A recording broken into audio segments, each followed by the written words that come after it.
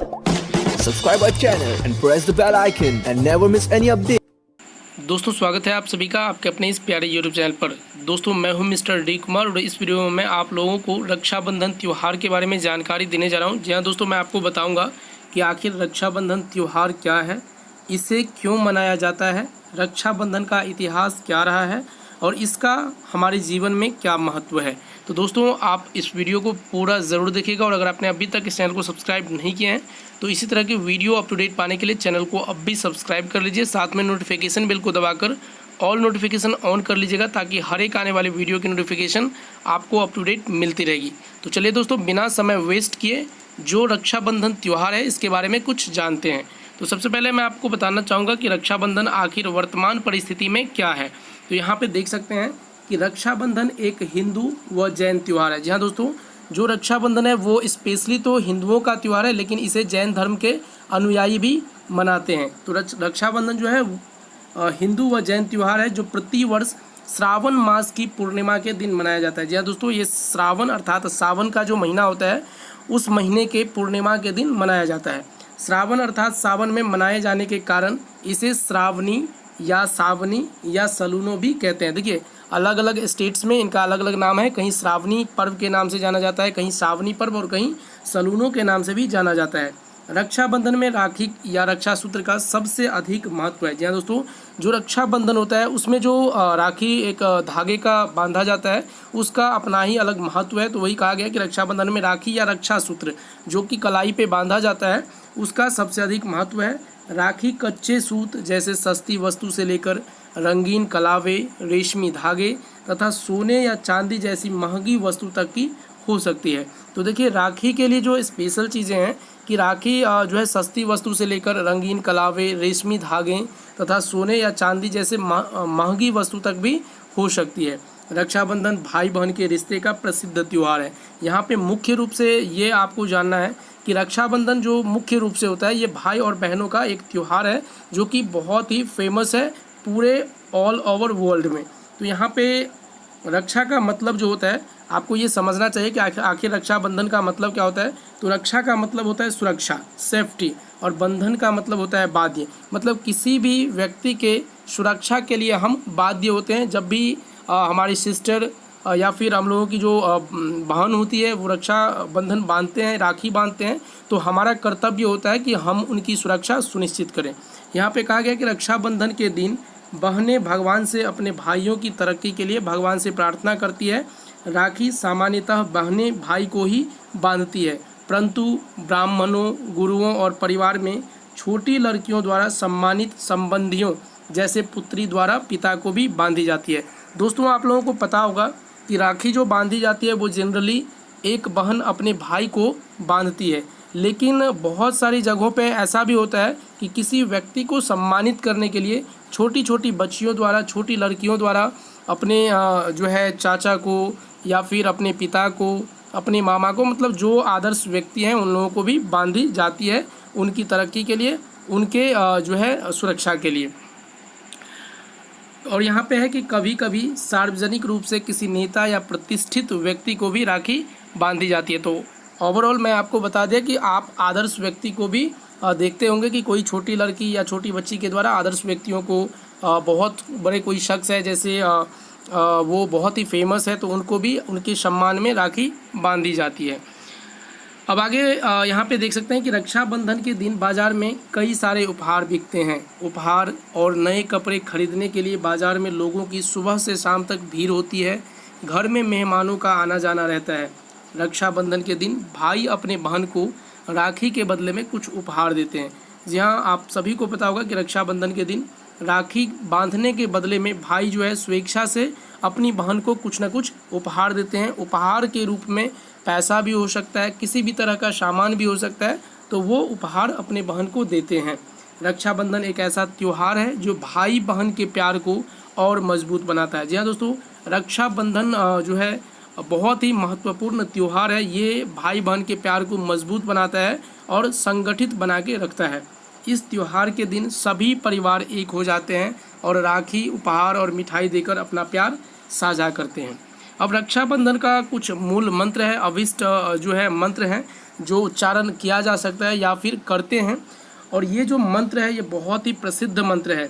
यहाँ आप देख सकते हैं, येन बद्धो बलिराजा दानवेंद्रो महाबलः तेन त्वामपि बंधनामि रक्षे माचल माचल।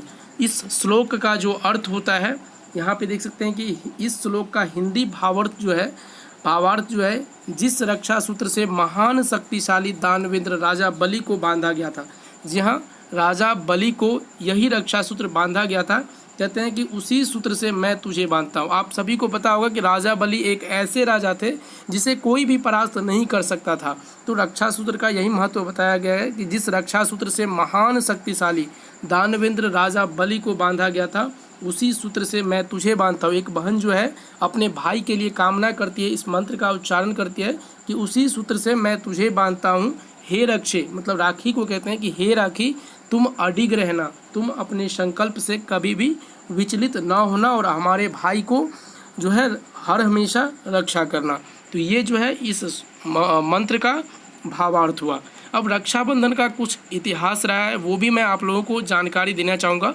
देखिए, इसके बारे में बहुत बड़ी धार्मिक परंपरा भी है, पौराणिक परंपरा भी है, और जो इतिहास है इसका हिस्टोरिकल कुछ फैक्ट्स भी हैं। तो मैं आपको रक्षाबंधन का जो इतिहास रहा है उसके बारे में भी बता देता हूँ। तो वीडियो अगर आपको अच्छी लगे तो वीडियो को आप लाइक ज़रूर कीजिएगा और इसे अपने सभी दोस्तों तक शेयर भी कीजिएगा।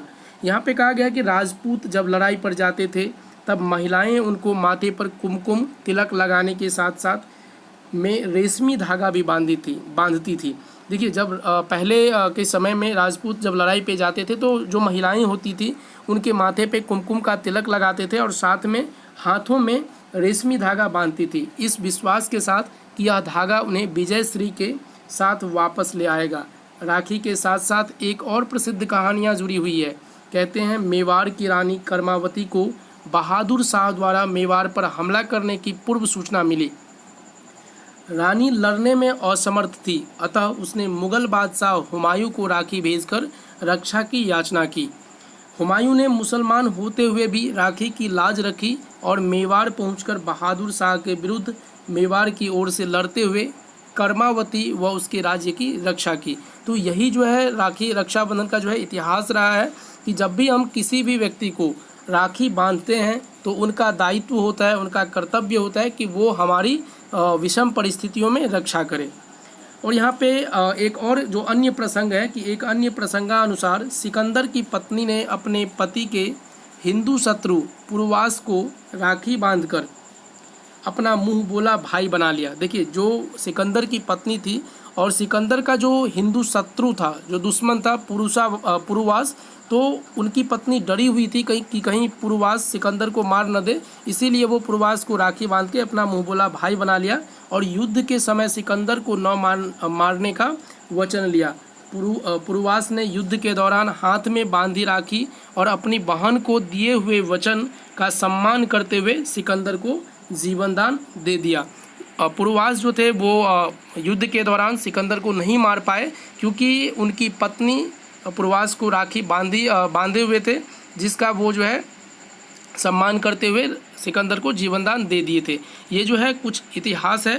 कुछ और इतिहास के मान्यता के अनुसार यहाँ पे मैं आपको बताना चाहूँगा कि महाभारत में भी इस बात का उल्लेख है कि जब ज्येष्ठ पांडव युधिष्ठिर ने भगवान कृष्ण से पूछा कि मैं सभी संकटों को कैसे पार कर सकता हूँ, तब भगवान कृष्ण ने उनकी तथा उनकी सेना की रक्षा के लिए राखी का त्यौहार मनाने की सलाह दी थी।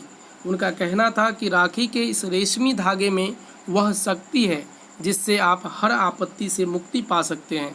इस समय द्रौपदी द्वारा कृष्ण को तथा कुंती द्वारा अभिमन्यु को राखी बांधने के कई उल्लेख मिलते हैं। महाभारत में ही रक्षाबंधन से संबंधित कृष्ण और द्रौपदी का एक और वृत्तांत भी मिलता है। जब कृष्ण ने सुदर्शन चक्र से शिशुपाल का वध किया तब उनकी तर्जनी में चोट आ गई। द्रौपदी ने उस समय अपनी साड़ी फाड़कर उनकी उंगली पर पट्टी बांध दी थी। देखिए, मैं आपको कहना चाहूँगा कि जब कृष्ण ने सुदर्शन चक्र से शिशुपाल का वध किया था तो उस समय उनके तर्जनी में जो है चोट आ गई थी और द्रौपदी उस चोट को देखकर अपनी साड़ी फाड़कर उनके उंगलियों पर अर्थात भगवान कृष्ण की उंगलियों पर पट्टी बांध दी थी। यह श्रावण मास की पूर्णिमा का दिन था और वो जो दिन था वो सेम श्रावण महीने के पूर्णिमा का दिन था कृष्ण ने इस उपकार का बदला बाद में चीरहरण के समय उनकी साड़ी को बढ़ाकर चुकाया। जी हाँ दोस्तों, आपको पता होगा कि महाभारत में जब द्रौपदी का चीरहरण किया जा रहा था कौरवों के द्वारा, तो उस समय भगवान कृष्ण उसी के बदले उनकी रक्षा के लिए उनकी साड़ी को बढ़ाकर उनका ऋण चुकाया। कहते हैं परस्पर एक दूसरे की रक्षा और सहयोग की भावना रक्षाबंधन के पर्व में यहीं से प्रारंभ हुई। तो देखिए रक्षाबंधन का जो महत्व है कि एक दूसरे की रक्षा और सहयोग की भावना जो है ये रक्षाबंधन के पर्व में यहीं से प्रारंभ हुआ है। और चूँकि को मैं बता दिया कि ये सावन महीने के पूर्णिमा के दिन ही होती है, क्योंकि जिस दिन द्रौपदी ने अपनी साड़ी फाड़कर भगवान कृष्ण के उंगली पर पट्टी बांधी थी वो भी दिन सावन महीने की पूर्णिमा का ही था। तो यही जो है रक्षाबंधन से जुड़े कुछ वृत्तांत थे जो मैं आप लोगों को बताने का प्रयास किया। आशा करता हूँ आप लोगों को ये कहानी अच्छी तरीके से समझ में आ गई होगी। वीडियो अगर अच्छी लगी हो तो वीडियो को आप लाइक कर दीजिए, अपने सभी दोस्तों तक शेयर भी कीजिए और इसी तरह के वीडियो अप टू डेट पाने के लिए चैनल को सब्सक्राइब ज़रूर कर लीजिए। मिलते हैं नए वीडियो में इसी तरह के नए रोचक तथ्य के साथ। तब तक के लिए लेते हैं अलविदा। जय हिंद, जय भारत।